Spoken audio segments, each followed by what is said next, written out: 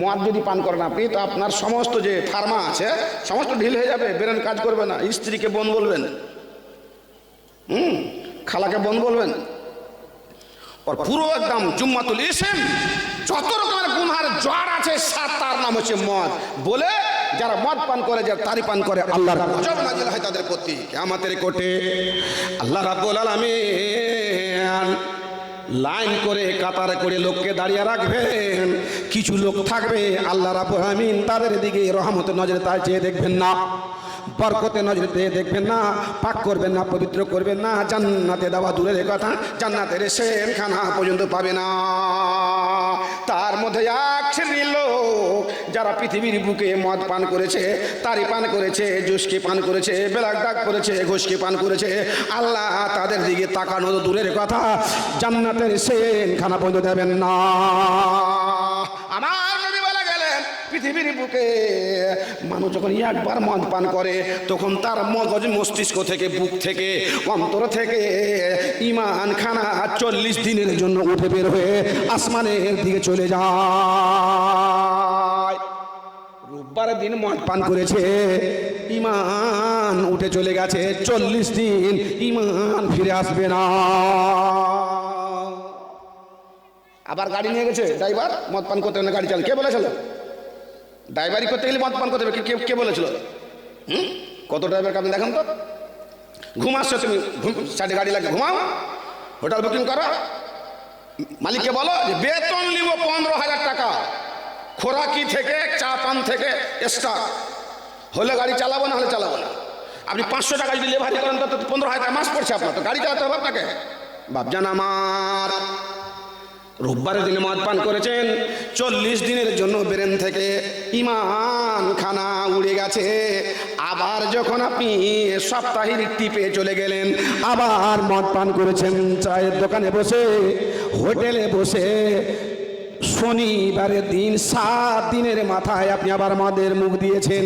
আমার নবী বললেন, বন্ধুরে, একবার মদ পান করে ঈমান এখনো ফিরে আসে নাই, দ্বিতীয়বার আবার মদ পান করে নিয়েছো, 40 দিনের সঙ্গে আবার 40 দিনকে তুমি জুড়ে নাও। তুমি যদি মাসের মধ্যে 5 বার মদ করো, 5কে 40 দিয়ে গুণ করো, 10 বার মদ পান করো, 40কে 10 দিয়ে গুণ করো, এই করতে করতে তুমি 30 দিনই যদি মদ পান করার অভ্যাস থাকে, 30 দিনকে 40 দিন দিয়ে যোগ করো, দেখো দেখো তোমার ঈমান খানা কত দূরে চলে গেছে। আর ফিরবে না বলে মানুষ যখন মদের অভ্যস্ত হয়ে যায়, ভালো কাজ করার মনোবৃত্তি টেন্ডেন্সি তারা থাকে না। আমি খলিফাতুল মুসলিমিন, আপনি জানেন না, আল্লাহ পাকের নবীর মুখ থেকে আমি শুনেছি মদ পান করা দূরের কথা, মদের নিকটবর্তী পর্যন্ত হয়ে নাই আমার সঙ্গে ষড়যন্ত্র করা হয়েছে। আমার বাবা মারা গেছে হিজরত করতে গিয়ে, ইথিওপিয়ার বুকে মারা গেছে, বোনগুলোকে মানুষ করলাম, মাকে দেখলাম, মার মুখে আহার দিলাম, সব কিছু করলাম। আমার কাছে জ্ঞান আছে গজবের গুনাহগার প্রতি হয়, আল্লাহর লনতের গুনাহগার প্রতি হয়, আল্লাহর অশান্তিকার প্রতি অবতীর্ণ হয়। আমি আল্লাহ পাক রব্বুল আলামিন নবীর মুখে শুনেছে, আর আকলে ওয়ালাদায়, যারা মা বাবার নাফরমানি করে থাকে তাদের প্রতি আল্লাহর গজব নাজিল হয়ে থাকে। সায়ানাহুম ফাহাল হাসিতুম ইন তাওয়াল্লাইতুম আন তুফসিদু ফিল আরদ ওয়া তুকাত্তিউ আরহামাকুম উলাইকা লা'নাহুমুল্লাহ। মার দেখাশোনা করেছি, বোনগুলোর বিয়ে সাই দিলাম। সবচেয়ে বড় কথা, নোমান বিন আদি ইসলামের মধ্যে সর্বপ্রথম লোক যিনি অংশীদার বেনেছিলেন। বাবা যখন মরে গেল তখন বাবার মাল ধন টাকা পয়সা সমস্ত চলে আসলো নোমানের কাছে। 3-4টা বোন, মা আছে, মা পাবে সুদুস, বোন পাবে লিজাকার মিসুল হাজ্জিল উনসাইন। আমিরুল মুমিনিনকে বলছেন, বোনের বংশ আমি মারি নাই, যেই মতো বোনেরা পায়ে দিয়ে দিলাম। আমি ইসলামের মধ্যে সর্বপ্রথম হচ্ছি হেরিটেজের মালের মালিক, আমি হচ্ছি ওয়ারে। বোনকে ঠকায় নাই, পক্ষান্তরে আল্লাহ রাব্বুল আলামিন বলেছেন যারা রেহেমকে কেটে দেয়, রহমকে কেটে দেয়, যারা আত্মীয় স্বজনের সঙ্গে সম্পর্ক বিচ্ছিন্ন করে দেয়, বোনের সঙ্গে সম্পর্ক বিচ্ছিন্ন করে দেয়, ভাইয়ের সঙ্গে সম্পর্ক বিচ্ছিন্ন করে দেয়, মায়ের সঙ্গে সম্পূর্ণকে বিচ্ছিন্ন করে দেয়, আল্লাহ রাব্বুল আলামিন তাদের প্রতি গজব নাজিল করে থাকে। লানাহুমুল্লাহ, আল্লাহ ওদের প্রতি গজব নাজিল করে থাকে। আমি মার সেবা করেছি, আমি বোনের অংশ আমি সঠিকভাবে করে দিয়েছি, আর আপনাকে কে কানে দিয়েছে? না হুজুর, আমি মদ পান করি নাই। আমিরুল মুমিনিন খলিফাতুল মুসলিমিন পরিষ্কার ভাষায় ওনাকে বললেন, বাপুরে আমার, তুমি সঠিকভাবে আবার মাইশানে ফিরে যাও গভর্নরি করার জন্য। উনি বলছেন, হুজুর যাব বটে, ফ্যামিলি ছাড়া আমি যাব না। বাবজি কয়টা বেটা আছে বিয়ে বাইরে? কইস না, মাঝে 4টে আছে, 10 কাঠা জমি মাইনা করে 4টে বেটা খালি ঢুকলি মানে টানবো খালি আর জমি আলাদা দিয়ে দেবো। শরীয়তের নাম 4টে বেটাকে পাঠিয়ে দিয়েছেন, আর কর করে 4টা বহু বাড়িতে বহুনুর সাথে ব্যাংকে গেছে টাকার উডাল করতে, যে জামাইদার সাথে যাচ্ছে মোটরসাইকেলে চড়ে, দেওরের সঙ্গে যাচ্ছে মোটরসাইকেলে চড়ে। আল্লাহ রাব্বুল আলামিন বললেন, পৃথিবীর মধ্যে গুনাহ করো, পাপ করো। মুসার যুগে এমন একখানা পাপ করেছিল, ইন্না ফিকুম রাজুলান, তোমার মধ্যে এমন একখানা লোক আছে, মুনজু আরবাইনা সানাতান, 40 বছর ধরে পাপে লিপ্ত আছে, পাপ ছাড়া তার একখানা দিন কাটে নাই। ওগো মুসা, তুমি আমার কাছে পানি চাইছো, দুর্ভিক্ষ দিয়েছি 10 বছর ধরে, পুড়ে গেল জমিন, পুড়ে গেল জায়গা, মরে গেল গরু ছাগল, গাছপালা কিছুই নাই, পানি দিব বটে। ওই পাপী, যেই পাপী 40 বছর থেকে গুনাহ করছে, তোমার জামাতের মধ্যে এসেছে, ওকে যতক্ষণ পর্যন্ত বের করে না দিবে তোমাকে তোমার উপরে পানি বর্ষণ করা যাবে না। মুসা আলাইহিস সালাম পাথরের উপরে দাঁড়িয়ে বলেন, ওগো কে তোমরা আছো আমার কমের জামাতের মধ্যে, তোমরা করো কি? এখান থেকে বেরিয়ে যাও, পাপ করেছো, অন্যায় করেছো, জেনে করেছো না জেনে করেছো, 40 বছর থেকে পাপে লিপ্ত আছো, আমার জামাত থেকে বেরিয়ে না যাওয়া পর্যন্ত আল্লাহ পানি বর্ষণ করবেন না। লোকটা শুনে বুঝে লেছে, চাদর গায়ে দিয়ে আছে, এত পাপ করলাম, 40 বছরে মদ পান করেছি, বাবা জানে না, এই করেছি স্ত্রী জানে না, সেই করেছি ভাই জানে না, আল্লাহ গোপন ভাবে করেছি। আল্লাহ এতদিন পর্যন্ত তুমি আমাকে বিপদে ফেলো নাই, আজকে মুসা আলাইহিস সালামের সঙ্গে পানি চাইতে এসে আজকে সবারই সামনে যখন জামাত থেকে বেরিয়ে যাব, কাতার থেকে বেরিয়ে যাব, তখন সবাই বলবে এই নিয়ে হচ্ছেন 40 বছরের পাপী। বাপের জানাজাতে বেটা ভাতিজা কি কটা কাট না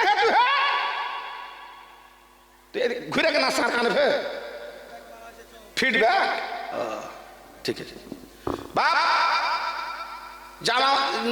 বাপের নামাজ, বাবার জানাজাতে দাঁড়িয়ে আছে, ভাতিজাটা গোটা গোষ্ঠীকে বের কান্ধর বনমন করে ঘুরেছে।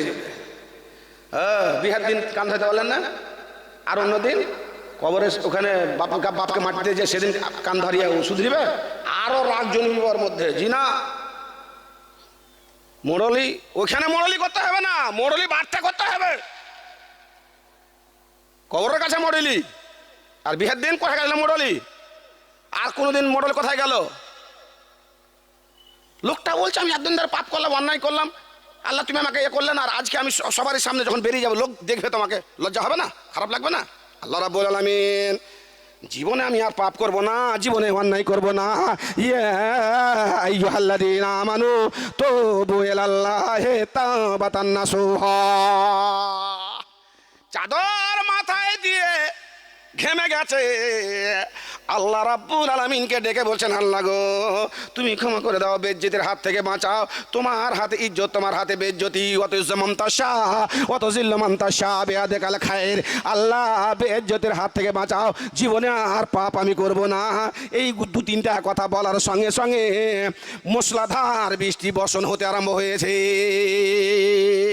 সব লোক ভিজে গেল।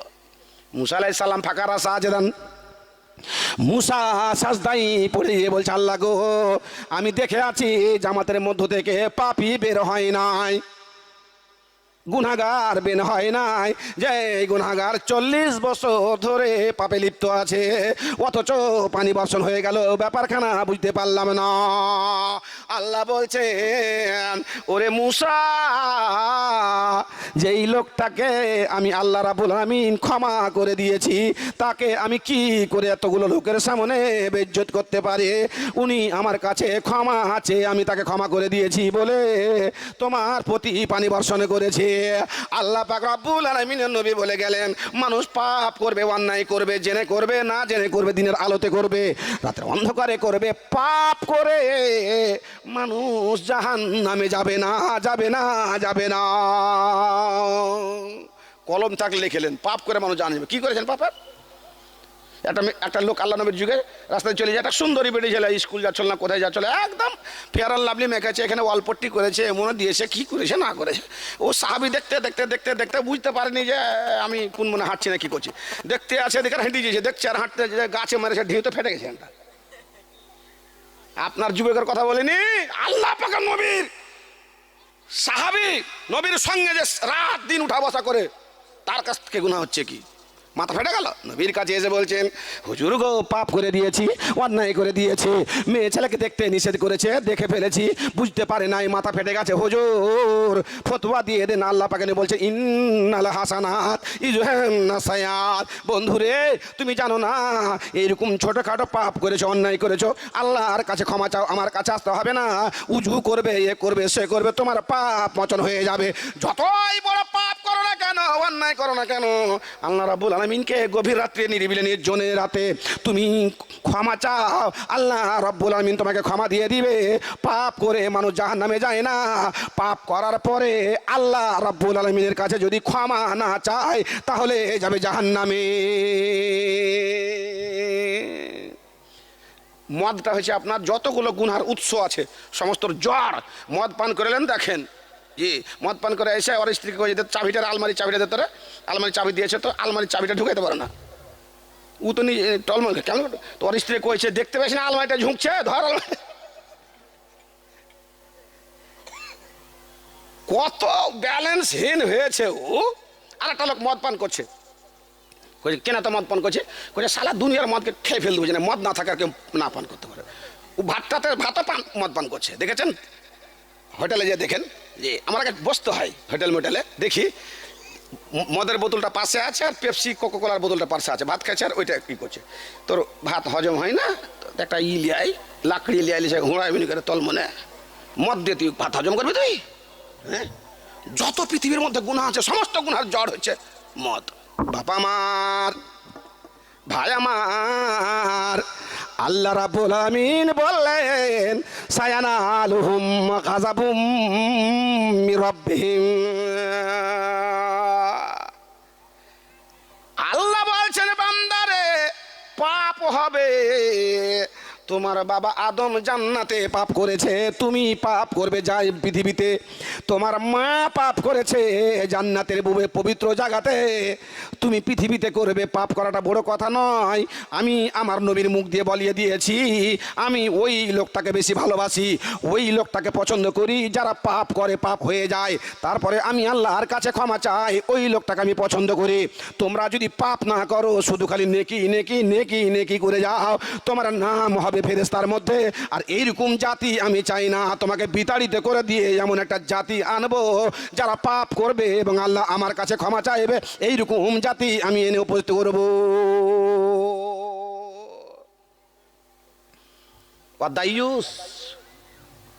দায়ুস যারা হবে তাদের প্রতি আল্লাহর অসন্তুষ্টি অবতীর্ণ হবে, আল্লাহর গজব নাজিল হবে, আল্লাহর লনত নাজিল হবে। দায়ুস কাকে বলা হয়? আর দায়ুস লা ইয়াদখুলুনাল জান্নাতা ওয়ালা ইয়াজিদুনা রিহাল জান্নাহ। ছোট্ট কাজ করেছেন আপনি, বড় কাজ করেননি, কিন্তু আপনার উপরে আল্লাহর গজব নাজিল হয়েছে, এখন হয়েছে, আমার উপর হচ্ছে, সভাপতির উপর হচ্ছে, সবার উপরে হচ্ছে, গজব নাজিল হচ্ছে, আপনি বুঝতে পারছেন না। এটা গোপন গিয়ে আছে, গুনাহ আছে, কেউ বুঝতে পারে না। তার জন্য আল্লাহ বলেছেন ওয়াজারু জাহিরাল ইসমে ওয়া বাতিনাহু। গোপন গুনাহটা কি জানেন? গোপন গুনাহটা হয়েছে আপনার ধন সম্পদ, টাকা পয়সা ব্যাংকে আছে, জমি কিনে রেখেছেন, স্ত্রীর কাছে সোনার অভাব নেই, 11 ঘন্টা মালা পলা ওয়ালা কত কি রেখেছেন, আর ওই সোনার আপনি জাকাত দিচ্ছেন না। ব্যাংকের টাকা 1 বছর কেটে গেছে, তারপরেও টাকা জমা হয়েছে, আপনার টাকা আপনি জাকাত দিলেন না, ধানের জাকাত দিলেন না, গমের জাকাত দিলেন না। আল্লাহ রাব্বুল আলামিন বলছেন তুমি একটা গোপন গুনাহ করেছো, তুমি নিজে বুঝতে পারো নি। কি ওয়াজারু জাহিরাল ইসমে ওয়া বাতিনাহু। আল্লাহ আমি বলেছি তুমি গোপন গুনাহ ওপেন